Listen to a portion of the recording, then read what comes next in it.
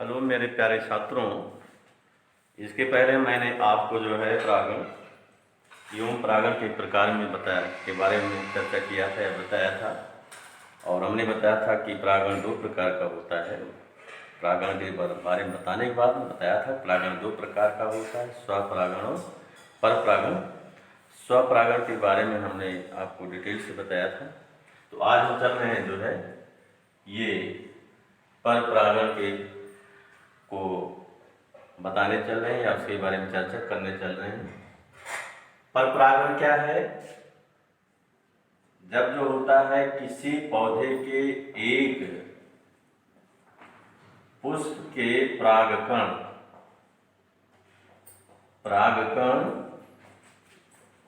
उसी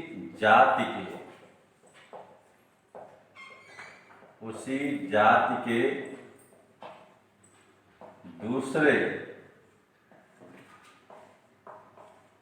पौधे के वर्तिकाग्र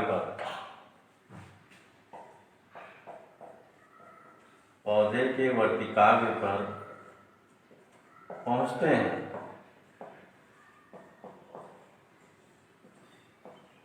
क्या हमने बताया? जब किसी पौधे के एक पुष्प के परागकण उसी जाति के दूसरे पौधे के वर्तिकाग्र पर पहुंचते हैं तो उसको जो होता है परपरागण कहा जाता है।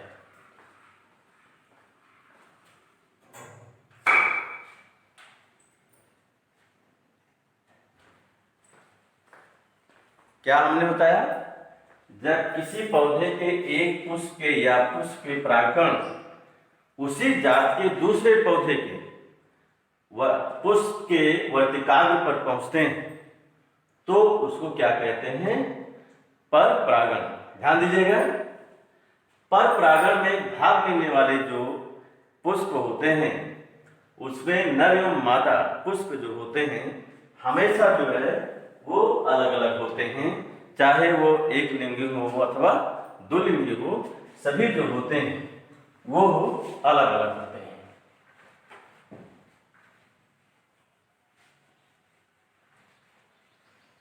अब परपरागण के लिए कौन कौन सी युक्तियां या विधियां अपनाए जाते, पौधे अपनाए जाते हैं?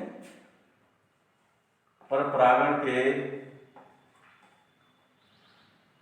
लिए युक्तियां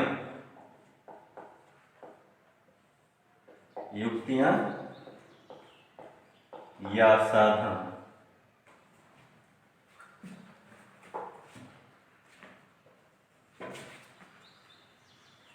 कंट्रीबेंसेज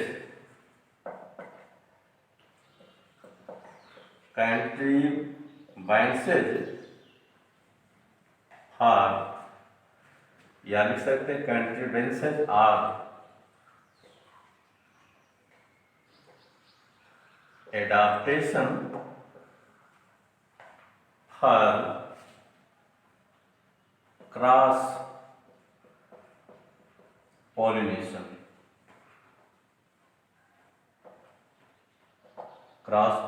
ध्यान दीजिएगा, इसमें पौधे जो होते हैं स्वपरागण को रोकने एवं परपरागण को सफल बनाने के लिए ये कई विधियां या कई युक्तियां अपनाते हैं। जैसे इसमें नंबर 1 है एक लैंगिकता।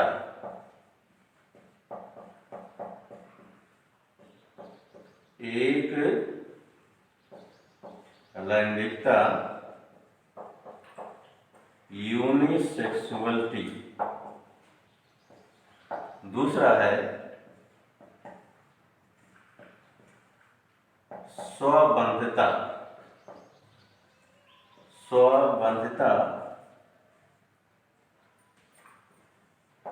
Self sterility. तीसरी विधि है, तीसरी युक्त है स्वादूषण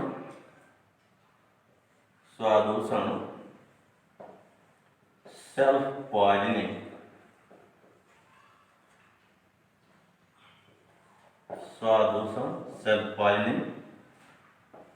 फोर्थ विधि है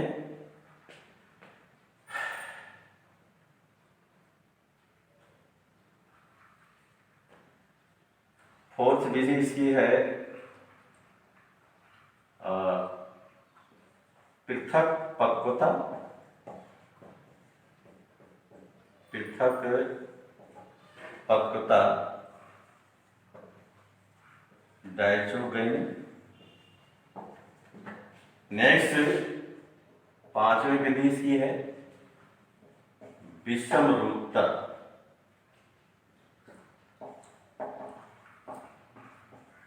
विषम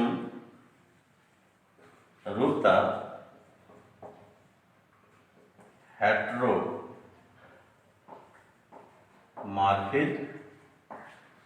एंड इसकी सेकंड लास्ट विधि है अनात्म प्रागणता, अनात्म प्रागणता इंग्लिश इसको कहते हैं हार्कोगैमी। इस प्रकार से जो है पर परागण के लिए जो होते हैं पौधे, ये 6 विधियां अपनाते हैं। प्रथम है एक लैंगिकता, दूसरे कहते हैं स्वबंधता सेल्फ स्टेबिलिटी, तीसरे को स्वादूषण सेल्फ पॉइजनिंग, और जो है चौथे को पृथक पक्वता डायचोगैमी, 5वें को जो है विषम रूपता हेट्रोमॉर्फिज्म, और जो होता है 6वें को कहते हैं अनात्म प्रागणता हार्कोगैमी। इस प्रकार से पौधे जो होते हैं ये है पर परागण को संपन्न करने के लिए ये 6 युक्तियां या 6 विधियां जो होती हैं अपनाते हैं।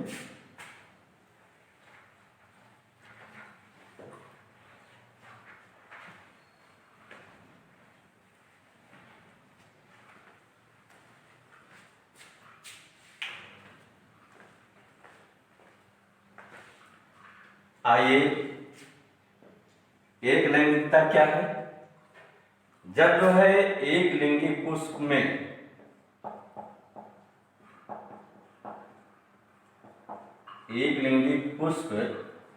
में जो है नर एवं मादा जननांग अलग अलग होते हैं। क्या होते हैं? अलग अलग होते हैं। जब एक लिंगी पुष्प में या पुष्पों में नर एवं मादा जननांग जो होते हैं वो अलग अलग होते हैं तो उसे क्या कहा जाता है? एक लैंगिकता कहा जाता है। क्या कहा जाता है? एक लैंगिकता कहा जाता है। एक लैंगिकता ये 2 प्रकार की होती है। प्रथम को कहा जाता है एक क्षयक या उभयलिंगा सरई, या जिसको हम उभयलिंगी कहते हैं, द्विलिंगी उभयलिंगा सरई इंग्लिश में उसको कहते हैं मोनोसियस। उभयलिंगा सरई पुष्पों का एग्जाम्पल है कद्दू, पंपकिन, लौकी, बोटल गार्ड,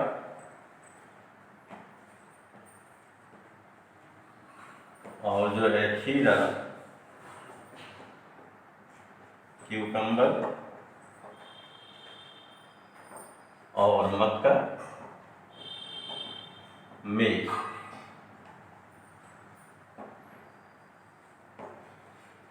एक क्षयक या उभयलिंगी सरई मतलब जब नर एवं मादा पुष्प जो होते हैं वो अलग अलग पौधे पर होते हैं, सेम पौधे पर नहीं।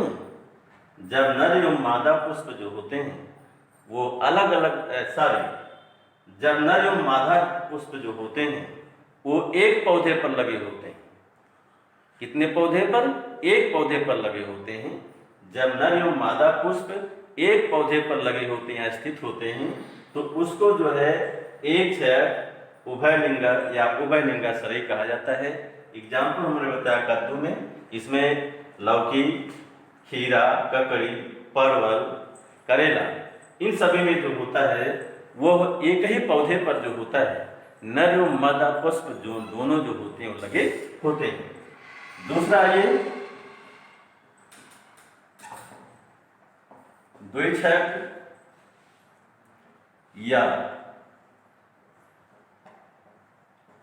एक लिंगाश्रयी, एक लिंगाश्रयी डायोसियस,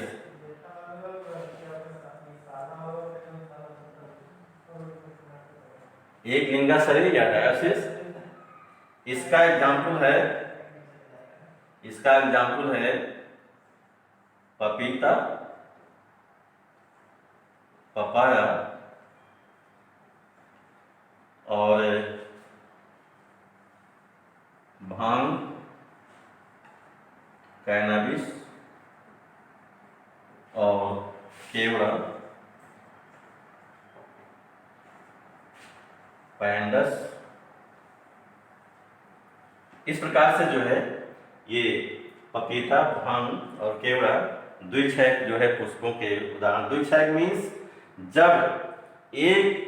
जब नर एवं मादा पुष्प जो होते हैं वो अलग अलग पौधे पर पाए जाते हैं तो उसको जो होता है ये द्विक्षैक या एक लिंगाश्रयी जो होता कहा जाता है। इसमें पपीता में नर मादा पौधे पर अलग अलग पुष्प नर मादा लगे, भांग में उसी प्रकार होता है, उसी प्रकार केवड़ा में।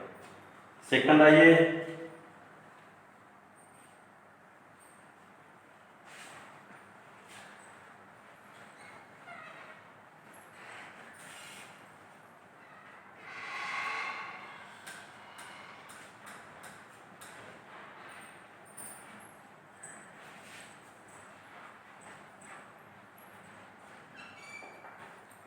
Number 2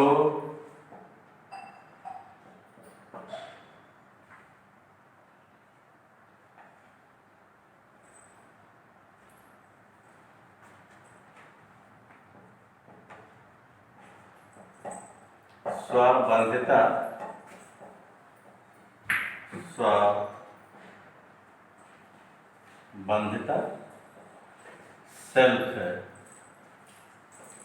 sterility, self sterility. ध्यान दीजिएगा, इसमें कुछ पौधों में ऐसे पुष्प होते हैं या उनके जो है परागकण उसी पौधे के जो है वर्तिकाग्र पर जाते हैं। स्वबंधिता में कुछ पौधे में ऐसे पुष्प होते हैं कि यदि उन पुष्प के जो है परागकण उसी पुष्प के वर्तिकाग्र पर जाते हैं तो उनका अंकुरण नहीं होता है, अर्थात उसके लिए बंध स्ट्राइड होते हैं। और वही परागकण जब जो होते हैं उसी जात के दूसरे पुष्प पर जाते हैं, उसी जात के पौधे पर के दूसरे पुष्प पर जाते हैं तो उनका जो होता अंकुरण होता है। इसी को जो होता है स्वबंधता कहा जाता है।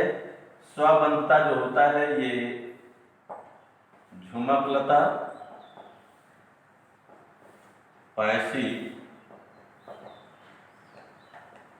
फ्लोरा, आलू पोटैटो, एवं जो होता है तंबाकू, टोबैको इत्यादि में जो होते हैं जो पुष्प होते हैं वो स्वबंधता वाले होते हैं। यदि इनके परागकण उसी पुष्प पर जाते हैं तो वो उनका अंकुरण नहीं होता है, और दूसरे पुष्प पर अगर जाते हैं तो जो होता है उनका अंकुरण होता है। तो इसको हम क्या कहते हैं? स्वबंधता।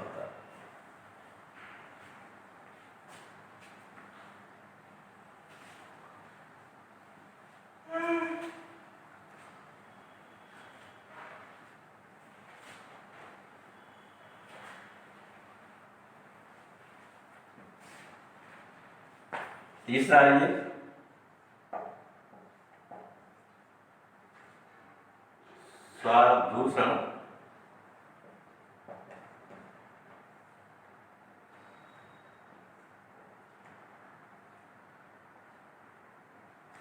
स्वादूषण, सेल्फ पॉइजनिंग,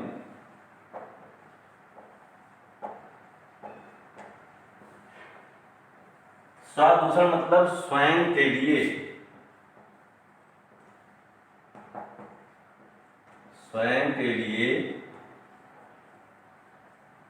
विष का कार्य करना।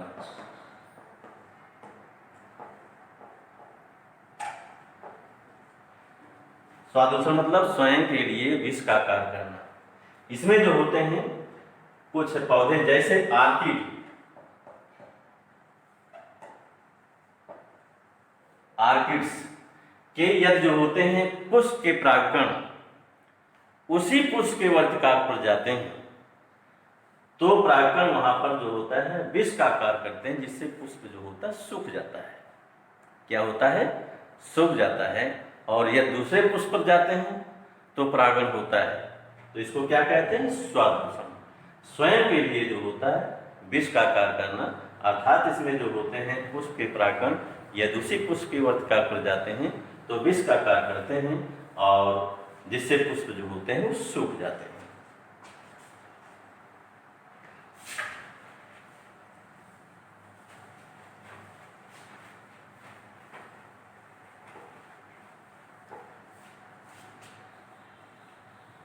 नेक्स्ट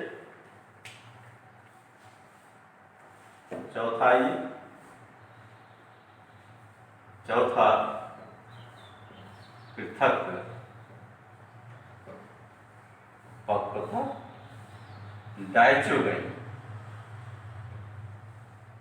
पृथक पक्वता,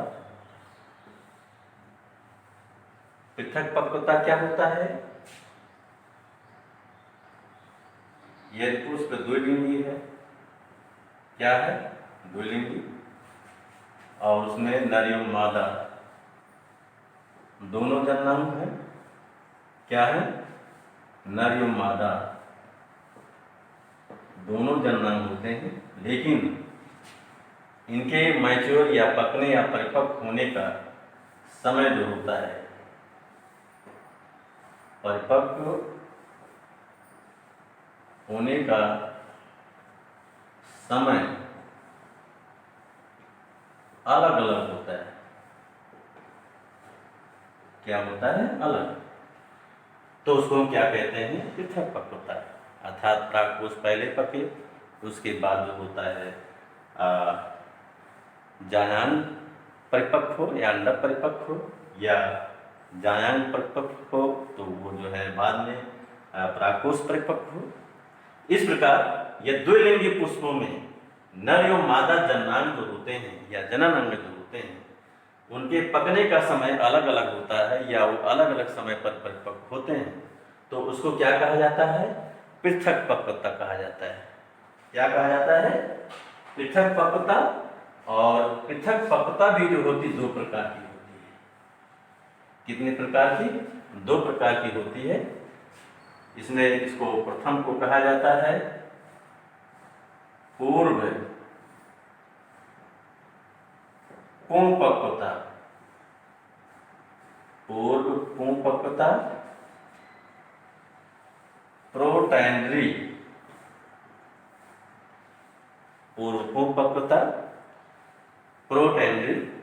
ध्यान दीजिएगा, इस प्रकार के पुष्प में जो है पुष्पों में परागकोश जो होते हैं, ये परागकोश जो होते हैं ये अंडाशय से पहले परिपक्व होते हैं। अंडाशय से पहले परिपक्व होते हैं और फट करके जो होते हैं अपने परागकण को नीचे गिरा देते हैं, जो दूसरे पुष्प के वर्तिकाग्र पर पहुंच करके जो होते परागण की क्रिया को संपन्न करते हैं। पूर्व पक्वता मतलब इस प्रकार के पुष्पों में जो होता है परागकोश जो होता है ये अंडाशय से पहले परिपक्व हो जाता है या मैच्योर हो जाता है और फट करके परागकणों को बिखेर देता है और वो परागकण दूसरे पुष्प के वर्तिकाग्र पर जो होते हैं पहुंचकर परागण की क्रिया को संपन्न करते हैं। एग्जाम्पल में पूर्व पक्वता जो होता है ये गुड़हल, हिबिस्कस, कपास, गॉसिपियम, सूरजमुखी,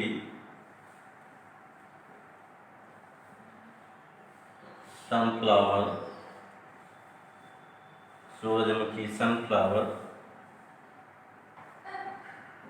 गेंदा, मैरीगोल्ड इत्यादि के पुष्प में जो होते हैं, ये पुष्पों में पूर्व परिपक्वता का जो होता गुण पाया जाता है। सेकंड आइए, पूर्व स्त्री परिपक्वता,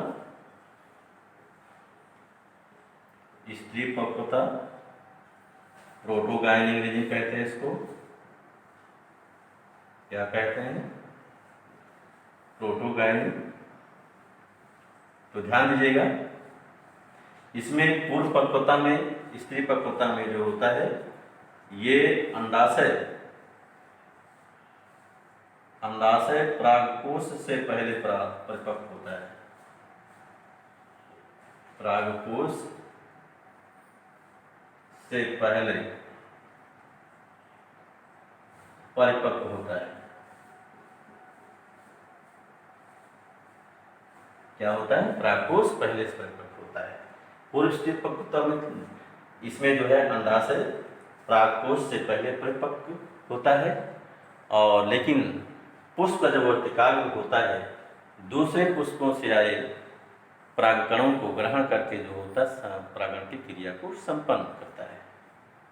तो स्त्री परिपक्वता मीन्स अंडाशय पहले परिपक्व होता है और परागकोश बाद में परिपक्व होते हैं, इसलिए दूसरे परागकोश से आए हुए परागकणों को, पुष्प से आए हुए परागकणों को इसमें वर्तिकाग्र जो होता है वो ग्रहण करके जो है परागण क्रिया को संपन्न करता है। एग्जाम्पल में जो है पीपल,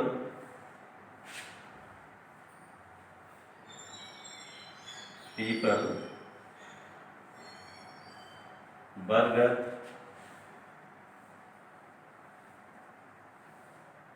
और सरीफा,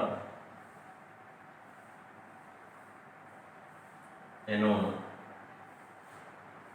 ये सभी जो होते हैं पौधे जो होते हैं, इनके जो पुष्प होते हैं वो पूर्व स्त्री परिपक्वता वाले होते हैं, अर्थात इनमें अंडाशय पहले परिपक्व होता है।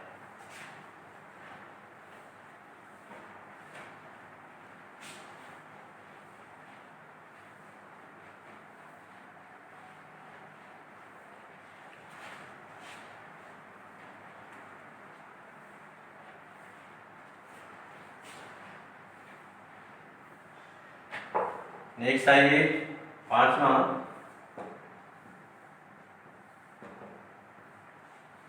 विषम रूपता,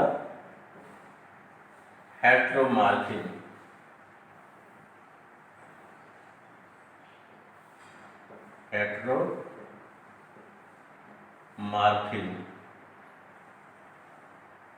ध्यान दीजिए, हेट्रोमार्फिज्म में जो है परागकोश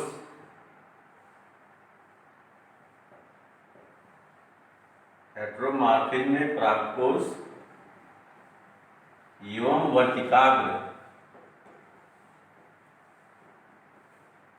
वर्तिकाग्र के स्थिति के आधार पर पुष्प 2 या 3 प्रकार के होते हैं। पुष्प 2 या 3 प्रकार के होते हैं, अर्थात 2 रूपी या 3 रूपी वाले होते हैं, त्रिरूपी वाले होते हैं। इसी को हम क्या कहते हैं, विषम रूपता। जब पुष्पों में परागकोश एवं वर्तिकाग्र की स्थिति के आधार पर जो होता है पुष्प 2 या 3 प्रकार के होते हैं, तो उसको क्या कहा जाता है, विषम रूपता कहा जाता है। और विषम रूपता भी 2 प्रकार की होती है। प्रथम को कहते हैं विषम परागकोशता,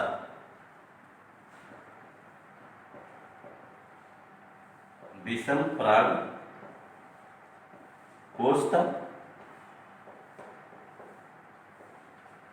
हेट्रोएंथी,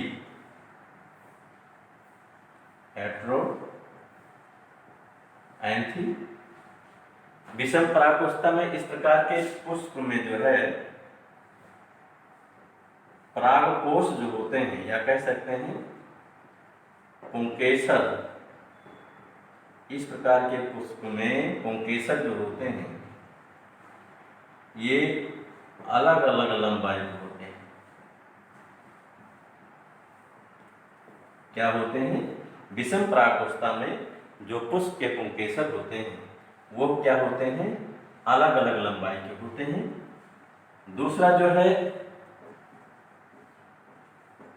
विषम वर्तिकात्व, विषम वर्तिकात्व हेट्रोस्टाइली।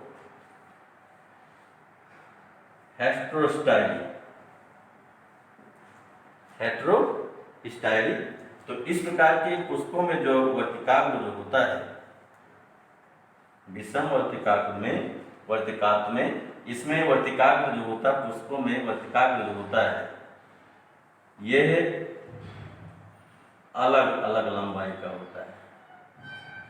क्या होता है? अलग अलग लंबाई का जो होता है।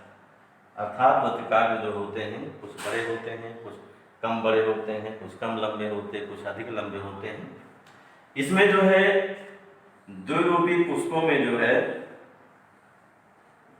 द्विरूपी पुष्पों में डायमार्फिक में अलसी,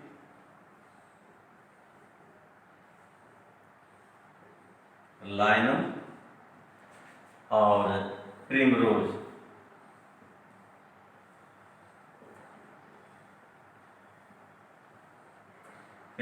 ये द्विमात्रिक होते हैं, अर्थात दो प्रकार के होते हैं इनमें पुष्प। और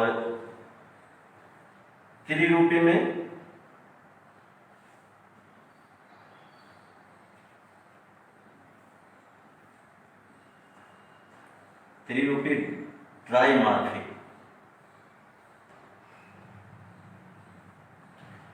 ट्राइमार्फिक पुष्पों में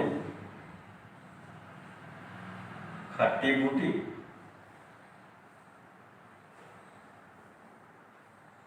बूटी, आर्देलिस और लाइथ्रम,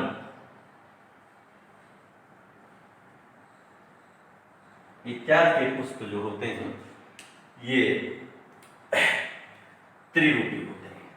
इस प्रकार जो विषम रूपता क्या है? विषम रूपता क्या है? जब पुष्पों में जो होता है वर्तिकाग्र और परागकोश वो अलग अलग स्थानों पर स्थित होते हैं, उनकी स्थित होते हैं, तो उसको विषम रूपता कहते हैं। ये दो प्रकार के होते हैं। विषम परागकोष्ठता, इसमें पुंकेसर अलग लंबाई होते हैं। दूसरा विषम वर्तिकाग्र, इसमें जो होता है वर्तिकाग्र जो होता है अलग अलग लंबाई होता है। इसमें द्विरूपी या दो प्रकार के पुष्प जो होते हैं अलसी, प्रिमरोज में पाए जाते हैं, तथा तीन प्रकार के पुष्प त्रिरूपी पुष्प जो होते हैं खट्टी बूटी एवं जो है वो लाइथ्रम नामक जो होते पौधे में जो होते पाए जाते हैं। छात्रों, इसमें पर परागण में लास्ट युक्ति या लास्ट विधि जो है अनात्म परागणता है, हाइपोगैमी।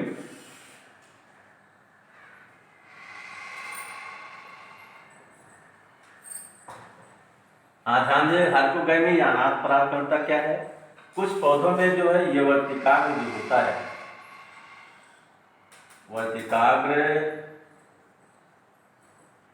वर्तिका के लंबी होने के कारण,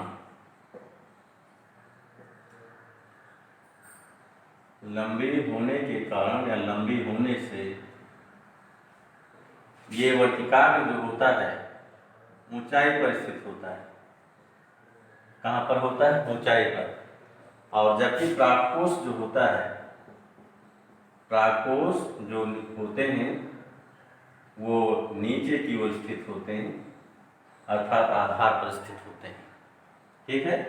कुछ पौधों में वर्तिकाग्र जो है वर्तिका के अधिक लंबी होने के कारण जो है ऊंचाई पर स्थित होता है, जबकि परागकोश नीचे या आधार पर स्थित होते हैं, जिससे स्वपरागण की कोई भी संभावना नहीं होती है। इसी को जो है अनात्म परागणता कहा जाता है। ये जो है अनात्म परागणता जो होता है ये ग्लोरियोसा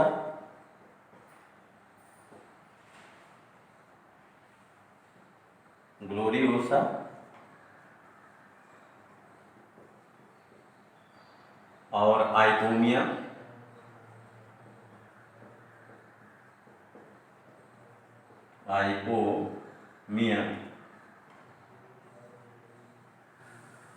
इन दोनों पौधों में जो होती है वो पाई जाती है।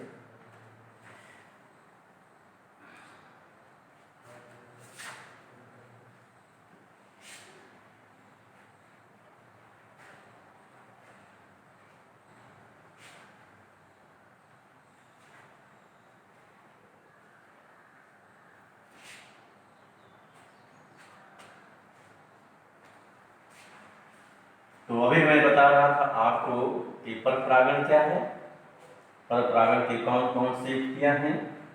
तो हमने बताया एक लैंगिकता, स्वबंधता, स्वदूषण, पृथकता, विषम रूपता एवं अनाथ परागणता, ये 6 युक्तियां होती हैं। अब अगला ये पर परागण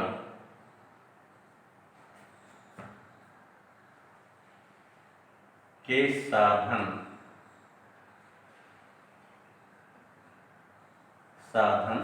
या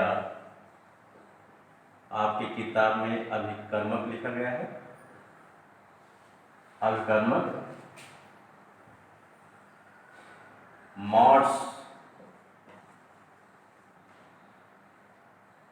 are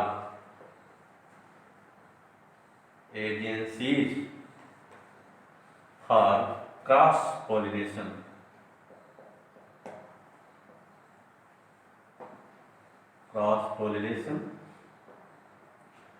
तो ध्यान दीजिएगा, पर परागण में जो एक पुष्प से के परागण दूसरे पुष्प पर जाते हैं वो स्वयं नहीं जा पाते हैं, इसलिए इसको स्वपरागण नहीं कहा जाता है। इसके लिए इसमें कुछ साधन की आवश्यकता होती है। किसकी आवश्यकता होती है? साधन की। ये साधन है वायु, एयर और जंतु,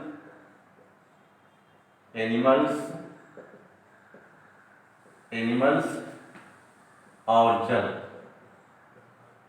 क्या है? जल, वाटर। क्या है? वाटर।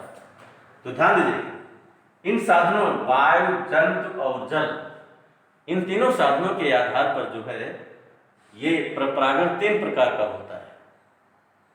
कितने प्रकार का? 3 प्रकार का होता है। प्रथम को कहते हैं वायु परागण, एनेमोफाइली।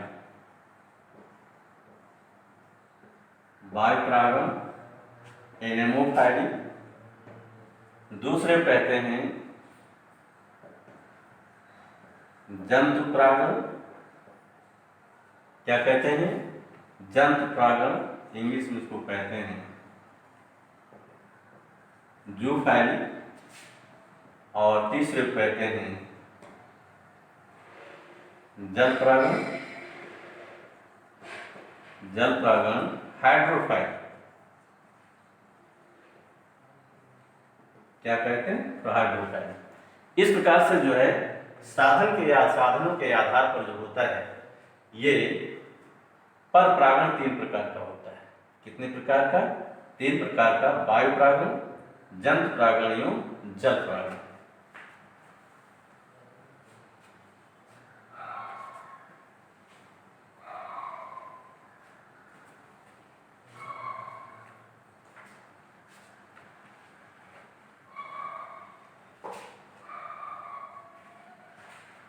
हाँ, ध्यान दीजिएगा, वायु परागण क्या है? वायु परागण में जब पुष्पों में वायु के द्वारा वायु के द्वारा परागण होता है। जब पुष्पों में वायु के द्वारा परागण होता है तो उसे वायु परागण कहते हैं। क्या कहते हैं? वायु परागण कहते हैं। और पुष्पों को जो है वायु परागित पुष्प कहते हैं। और पुष्पों को वायु परागित पुष्प एनेमोफिलस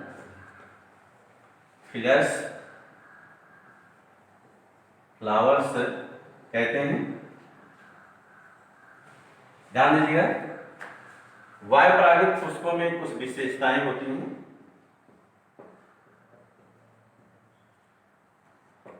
वायु परागित पुष्पों में विशेषताएं होती हैं या प्रॉपर्टीज होती हैं। ये कौन कौन सी विशेषताएं होती हैं? नंबर 1, वायु परागित पुष्प जो होते हैं,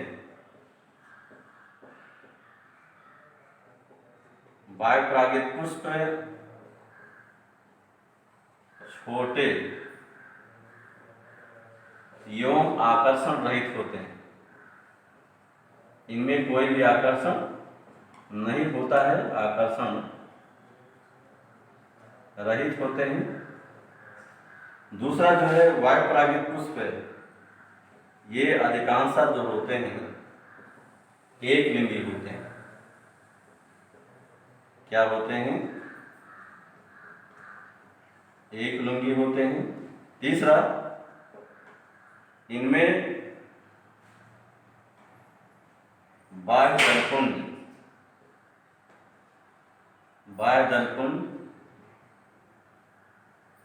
एवं दलपुंज बहुत छोटे या अनुपस्थित होते हैं,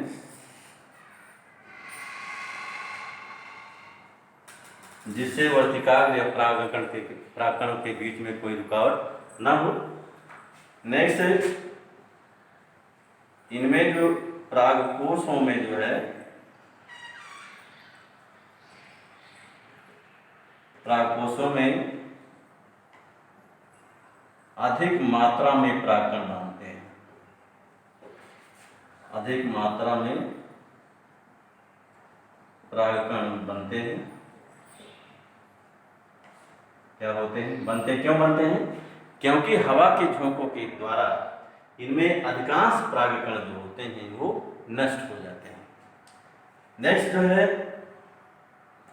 इनमें जो पुंकेसर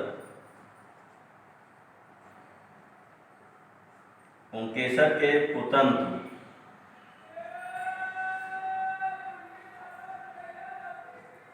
लंबे एवं पतले होते हैं। लंबे एवं पतले तथा पुष्प से बाहर निकले होते हैं।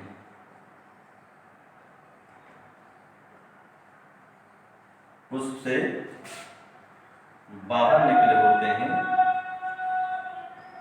जिससे हवा के झोंकों के साथ उड़ सकें। नेक्स्ट, इनमें जो है वर्तिकाग्र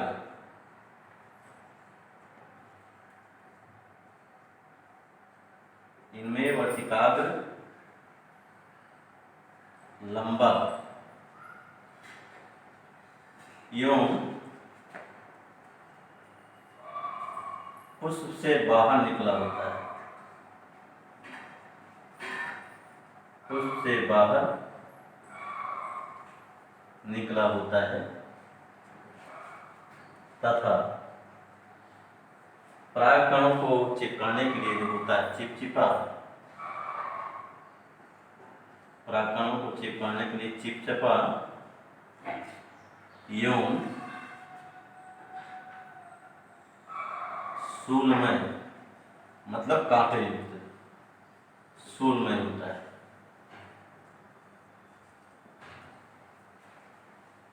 तो आइए, हमने बताया वायु परागण। पुष्पों में जो वायु के द्वारा परागण की क्रिया होती है उसको क्या कहते हैं? वायु परागण।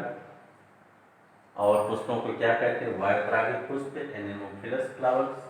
बायोपरागित पुष्पों की ये कई विशेषताएं होती हैं। नंबर 1, बायोपरागित पुष्प छोटे एवं आकर्षण रहित होते हैं। दूसरा, इनमें अधिकांश पुष्प जो होते हैं एकलिंगी होते हैं। तीसरा, इनमें बाह्यदलकुंज एवं दलकुंज बहुत छोटे या अनुपस्थित होते हैं, जिससे वर्तिकाग्र एवं परागकणों के बीच कोई रुकावट न हो।